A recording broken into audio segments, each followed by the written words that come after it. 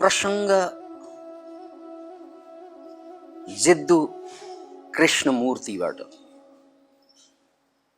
उनी एउटा सामान्य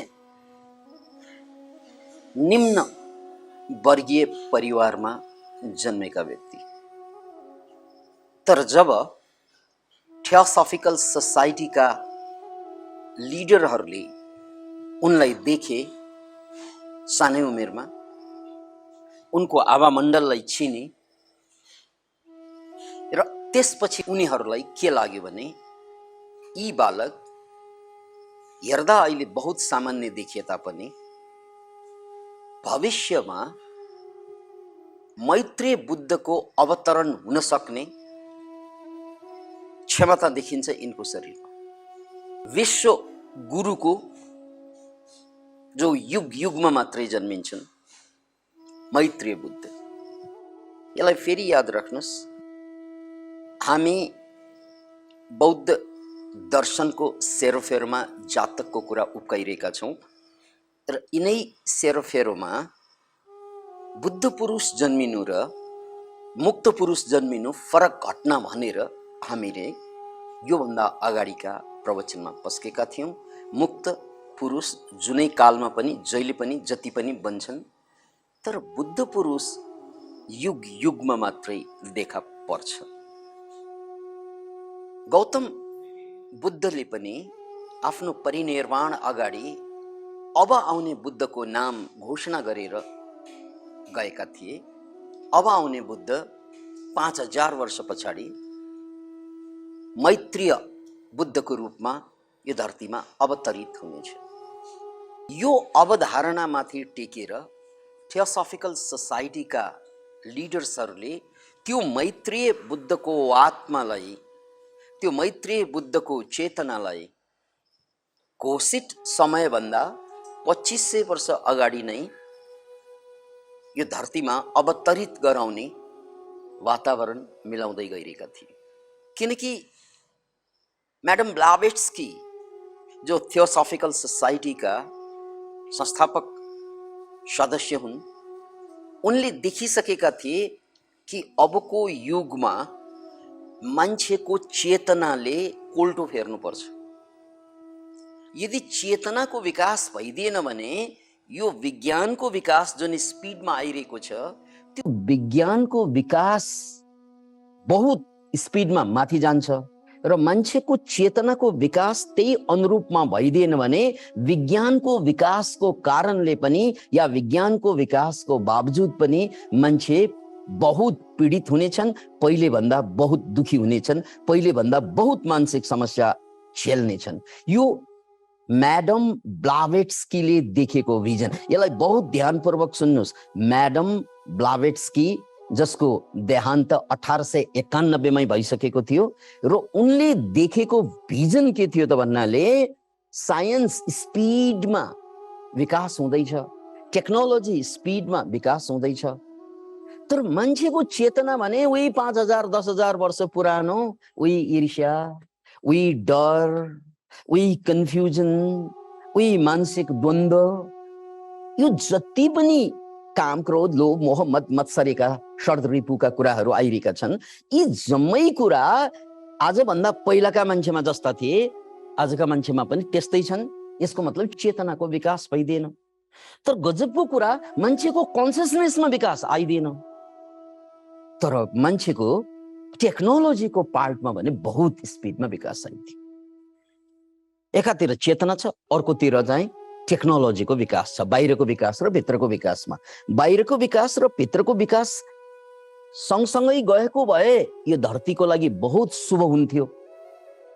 अनि चेतनाको विकास हुँदै नहुने, चेतना त्यही गुफा मानवको जस्तै खालि अरू देख्यो भने चाहिँ लड्नै पर्ने, भिड्नै पर्ने, अरूलाई लुट्नै पर्ने र आफू जसरी पनि बाँच्नै पर्ने, यो स्वार्थी, यो मानसिकता गुफा मानवमा जे थियो त्यही मानसिकता आधुनिक मान्छेमा पनि छ। केही पनि फरक भएको छैन। अनि यही मानसिकता रहेर फरक त धेरै पर्दैन थियो यदि विज्ञानको विकास नभइदिएको भए। विज्ञानको विकासले स्पिडमा टेक्नोलोजी बढाउँदै गएपछि के भयो त भने मान्छेले प्रकृतिको दोहन नराम्ररी गर्न थाल्यो। आज ग्लोबल वार्मिङ जुन भइरहेको छ, वैज्ञानिकहरूले ठोकेर भनेका छन् हामी ढिलो भइसक्यौँ। यो ग्लोबल वार्मिङलाई रोक्न सकेन भने अब धेरै होइन, अर्को 8 देखि 10 वर्षभित्र, हेर्नुहोस् है पछिल्लो समाचार, अर्को 8 देखि 10 वर्षभित्र हाम्रो पृथ्वीको तापक्रम अर्को 1.5 डिग्री बढ्छ। कति रे? 1.5 डिग्री। 1.5 डिग्री भनेको धेरै त लाग्दैन तपाईलाई, तर त्यो 1.5 डिग्री अर्को तापक्रम पृथ्वीमा बढ्यो भने पुरा पृथ्वीको इकोसिस्टम तहस नहस हुन्छ र मान्छे अहिलेको अवस्था भन्दा नराम्रो नै मानव जाति नै सखाप हुने सङ्घारमा।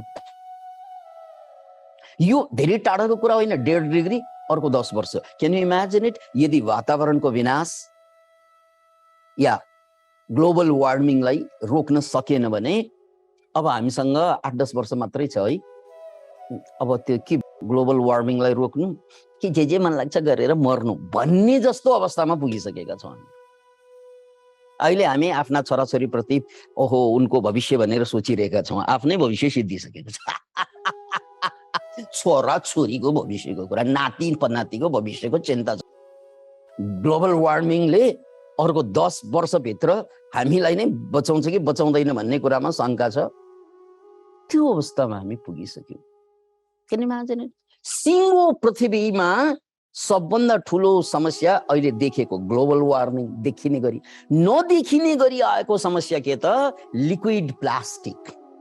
यति बढी मान्छेले फोहोरो निकाल्दैछन् यो प्याकिङबाट आउने, जो कन्ज्युमर सोसाइटी हो, यो लोभीहरूको सोसाइटी, यो भौतिकवादीहरूको सोसाइटी, यो भोगवादीहरूको सोसाइटी, यति बढी उत्पादन हरेक दिन नपुगेर हरेक रात पनि मजदुरहरू दिनमा पनि खटेका छन्, रातमा पनि खटेका छन्। के गर्नलाई भन्नाले सामान उत्पादन गर्नलाई, खाली सामान उत्पादन गर्ने। र यो सामान चाहिँ उत्पादन गरेपछि त बेच्नु पर्यो बजारमा, बिक्छ पनि। अनि बिकेका कुराबाट यति फोहोरहरू निस्कँदा रहेछन्। यो फोहोर डम्पिङ गर्न चाहिँ समस्या काठमाडौँले मात्र होइन, नेपालले मात्र होइन, सारा संसारले झेलिरहेको छ। नम्बर 1। अनि प्लास्टिकको उत्पादन अन्धाधुन्ध यति भइरहेको छ। अहिले वैज्ञानिकहरूले पछिल्लो समयमा एउटा वार्निङ साइन के पत्ता लगाएको छ भने प्लास्टिक तपाईँको धरतीमा जताततै छ, समुद्रमा जताततै छ, प्लास्टिकले धरती भरिसकेको छ। यो भन्दा पनि खतरनाक समाचार अझ सुन्नै बाँकी छ, धैर्य लिएर सुन्नुहोला। मान्छेले प्लास्टिकको प्रयोग यति गरे कि अहिले पानीमा पनि कुनै पनि वाटर पनि प्लास्टिक, लिक्विड प्लास्टिकबाट हामी अछुटा छैनौँ। किन इमेजिन इट? पानीमा धरी अब समुद्रमा पानी जान्छ, यानि खोलाबाट समुद्र, र समुद्रमा अब सिधै प्लास्टिक नखाए पनि लिक्विड प्लास्टिक खाएर प्राणीहरू बिरामी परिरहेका छन्, इकोलोजी बिग्रिरहेको छ। यो भन्दा पनि खतरनाक कुरा मान्छेको रगतमा धरी। अहिले चाहिँ रगत टेस्ट गर्दाखेरि, ब्लड टेस्ट गर्ने हो भने ब्लडमा धरी प्लास्टिक पाइन्छ। अनि त्यो प्लास्टिकले त हाम्रो पुरा सिस्टमलाई बर्बाद पारिदिन्छ। त्यसकारण चाहिँ बच्चा जन्मिँदा कति मान्छेको जन्मिँदै बर्थ डिफेक्ट लिएर जन्मिरहेका छन्। तपाईँहरूले सुन्नुभएको होला, यस्तो साइन्स र टेक्नोलोजी शिखरमा पुगिरहँदा पनि अमेरिका जस्तो संसारको सबभन्दा बढी वैज्ञानिक उत्पादन गर्ने देश, धनी देशमा पनि अपाङ्ग बच्चाहरू, मानसिक रूपमा कुण्ठित पीडित बच्चाहरू, मानसिक रूपमा डिफेक्टेड बच्चाहरू, विभिन्न रोगको नाम छन्। अटिजमको नाम यहाँहरूले व्यापक रूपमा सुनिरहनु भएको छ, राइट? त्यस्ता थुप्रै बर्थ डिफेक्ट्सहरू लिएर जन्मिरहेका छन्। किन त भन्नाले हाम्रो रगतको धारमा प्लास्टिक पुगिसकेपछि त्यसले त सबै सिस्टमलाई डिस्टर्ब गरिदिन्छ। त्यसकारण शारीरिक रूपमा, मानसिक रूपमा हरेक किसिमबाट बिरामी मात्रै जन्मिरहेका छन्। दीर्घकालिक रोग, जसलाई चाहिँ हामी क्रोनिक डिजिज भन्छौँ, त्यसलाई रोक्नै सकेको छैन। अर्कोतिर बर्थ डिफेक्टहरू पहिला नेपालमा कम सुन्नमा आउँथे नि, अटिजमका कुराहरू। अहिले यो बच्चामा अटिजम प्रब्लम देखिएको छ। किनकि हामीले वातावरणलाई यसरी नष्ट गरिसकेका छौँ कि त्यसको असर हाम्रा छोराछोरीले जन्मैले पनि भोग्न बाध्य भइरहेको छ। एकातिर ग्लोबल वार्मिङ, अर्कोतिर पृथ्वीको विनाश, वनको विनाश, अर्कोतिर हाम्रै ब्लड भित्र छिरेको प्लास्टिक राक्षस जस्तो, भित्रबाट पनि वार, बाहिरबाट पनि वार। कसरी लाग्छ पार? यो सिचुएसनमा हामी पुगिदियौँ। किन यस्तो सिचुएसन आएको? सारा संसारका मान्छे एजुकेटेड हुनुको बावजुद पनि हामी आफूलाई बहुत बुद्धिमान ठान्छौँ। यही बुद्धिको परिणाम होइन र ग्लोबल वार्मिङ? हामी आफूलाई बहुत एजुकेटेड ठान्छौँ, यही एजुकेसनको परिणाम होइन र आज मान्छेले भोगिरहेको, पृथ्वीले भोगिरहेको समस्या हुनुको कारण यही होइन र? यो किन भयो त भन्ने कुरा फेरि ब्लाभेट्स्कीमा फर्कौँ। ब्लाभेट्स्कीको त्यो आध्यात्मिक चेतनाले त्यही बेला देखेको थियो कि मान्छेको चेतनामा यदि ट्रान्सफर्मेसन आएन भने, ब्लाभेट्स्की बित्नु भएकै 1891 भनेपछि त्यो कुरो धेरै पुरानो कुरा, 100 वर्षभन्दा बढी पुरानो कुरा। त्यही बेला उनको दिव्य दृष्टिले देखिसकेका थिए। उनले देखिन् कि अबको समयमा यदि मान्छेको चेतनामा ट्रान्सफर्मेसन आएन, मान्छेको चेतनाको विकास भइदिएन भने विज्ञानको विकास स्पिडमा जान्छ र मान्छे विनाश हुन्छ। र त्यो कुरा आज हामीले देखिरहेका छौँ, भोगिरहेका छौँ। त्यो ब्लाभेट्स्कीले देखेको त्यो भिजन अहिले क्लियर भइसकेको छ। त्यसकारण हाम्रो शास्त्रीय अवधारणाको कुरा गर्ने हो भने के हुन्छ? धर्म अर्थ। पहिला धर्म प्राप्त गर, अनि मात्रै अर्थ प्राप्त गर। अन्यथा धर्म आउन अगाडि, धर्म मतलब सत्य भनेर बुझ्नुहोस्, सत्यलाई जान्न अगाडि, सत्यमा बाँच्न अगाडि, सत्यलाई चिन्न अगाडि सम्पत्ति आयो भने त्यो सम्पत्तिले तपाईँलाई सिद्ध्याउने काम मात्रै गर्छ। यो चुरोट, यो रक्सी, यो जाँड, यो बेइमानी, यो बदमासी, यो जुवा, जति पनि तपाईँ यो विकृति भन्नुहुन्छ नि, त्यो विकृति किन्ने केले? पैसाले होइन। त्यो विकृति त सिधैमा आउँदैन। विकृतिको लागि त पैसा तिर्नुपर्छ। त्यो विकृति जन्मनुको कारण के त? मान्छेले सत्यलाई जान्न अगाडि, ज्ञानलाई जान्न अगाडि, मुक्तिलाई जान्न अगाडि सम्पत्तिमा सम्पत्ति सम्पत्ति सम्पत्ति भनेर लागे। सम्पत्ति त आयो, तर त्यो सम्पत्तिले विपत्ति किन्छन् उनीहरूले, किनकि उनीसँग धर्मै छैन। धर्म मतलब सत्यै छैन। धर्म अर्थ काम मोक्षको मतलब त्यही हो। अतः यो कुरालाई ध्यानपूर्वक सुन्नुहोस्। आज जुन विनाश हामीले झेलिरहेका छौँ, जुन पृथ्वीका 8 अरब मान्छे पीडित र सबै प्राणीहरू पीडित भइरहेका छन्, एउटै कुरा नबुझ्नाले कि साइन्सको स्पिड, टेक्नोलोजीको स्पिड धेरै अगाडि आयो, चेतनाको स्पिड चाहिँ विकासै भएन। त्यो कुरा पहिलोचोटि ठम्याउने मान्छे म्याडम ब्लाभेट्स्की नै हुन्। ठम्याउने काम त अरूले गरे होला, तर उनले त्यसको निवारणको लागि पनि पाइला चालिन्। अनि त्यो पाइला के थियो त भन्नाले, एउटा मैत्रीय बुद्ध जो 5000 वर्षपछि आउने भनेको बुद्धको त्यो चेतनालाई अहिले ल्याउनु पर्यो, कसै न कसैको शरीरमा त्यसलाई उतार्नु पर्यो। अनि उनले सारा संसारको चेतनामा क्रान्ति ल्याउनको लागि, परिवर्तन ल्याउनको लागि काम गर्नेछन् विश्व गुरुको रूपमा। इन ट्रु सेन्स यो परम्परागत विश्वगुरु भनेर भारतीय परम्परामा त धेरैलाई भन्छन्, त्यस्तो होइन। वास्तविक विश्वगुरु ब्लाभेट्स्कीले त्यही मान्छेको खोज कुरा आफ्नो थियोसोफिकल ट्रिटिजमा, ग्रन्थमा लेखेकी थिइन्। अनि ब्लाभेट्स्की त बित्नुभयो। त्यो किताब पब्लिस भएको 2 वर्ष नहुँदै उनी त बितिन्। तर उनी पछिको उनको उत्तराधिकारीको रूपमा एनी बेसेन्ट देखा परिन्, जो भारतमा आएर बसिन्। अनि एनी बेसेन्टले यसैमा टेकेर लिड बिटर जस्ता लिडरहरू, एनी बेसेन्ट जस्ता लिडरहरूले अनि त्यस्ता बच्चाहरू खोज्ने क्रममा, जसको शरीरमा मैत्री बुद्ध अवतरित हुन सक्छ, जसले मान्छेलाई चेतनाको ज्ञान दिनेछ, चेतना ट्रान्सफर्मेसन्सको लागि काम गर्नेछन्, यस्तो मान्छे खोज गर्ने क्रममा कसलाई भेटाए त? केही भारतका केही बच्चाहरू उनीहरूले मार्ग गरे। त्यसमध्ये कृष्णमूर्ति, नित्य अनि राजगोपालाचार्य, केही बच्चाहरू, यिनीहरूमा सम्भावना छ। अनि यिनीहरूलाई ट्रेन गर्न थाले। यिनीहरूलाई यस्तो वातावरण दिए कि जुन वातावरणमा त्यो मैत्री बुद्धको आत्मा अवतरित हुनेछ। द अर्डर अफ स्टार भनेर एउटा भातृ संगठन पनि निर्माण गरे। यो सङ्गठन सारा संसारको लागि एउटा नयाँ सन्देश पनि हो कि आगामी आउने यस्तो महान गुरु यो धरतीमा अवतरित गराउनको लागि मैत्रेय बुद्धको आत्मा या क्राइस्टको जस्तो चैतन्य, त्यहाँ नाम पनि थियो मैत्रेय क्राइस्ट भन्ने नै शब्द प्रयोग भएको थियो। मैत्रेय क्राइस्ट जस्ता चेतनालाई कुनै बालकमा अवतरित गराउनको लागि हामीले एउटा स्टार अर्डर गठन गर्दैछौँ। यसले यो धरतीलाई बचाउँछ।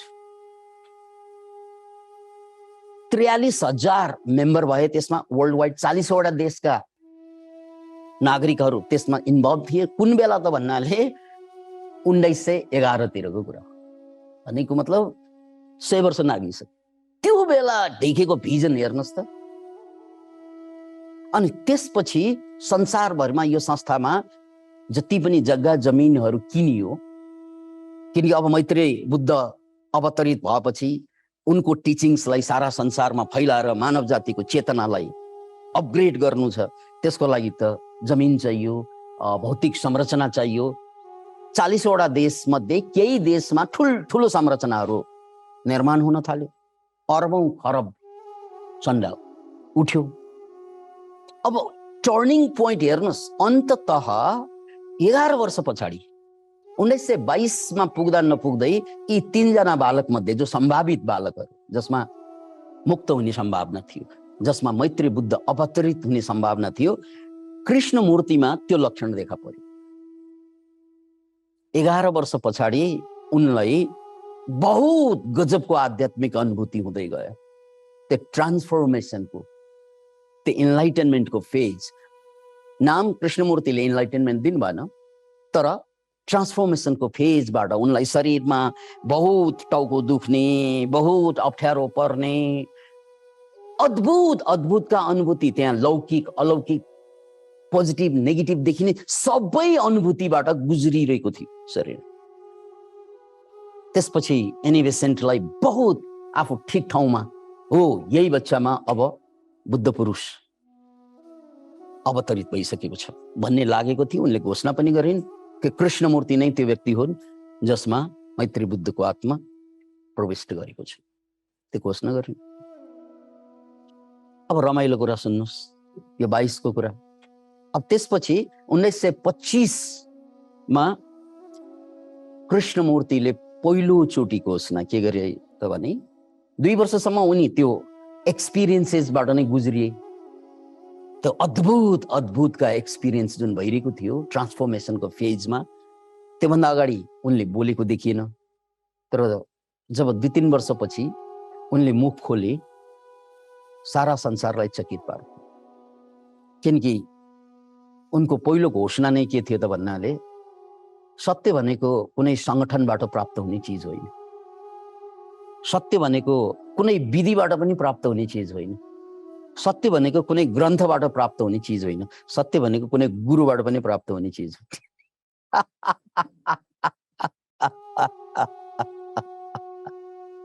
सारा थियोसोफिकल सोसाइटीका मान्छेहरू वर्ल्ड वाइड छन् सक्ड।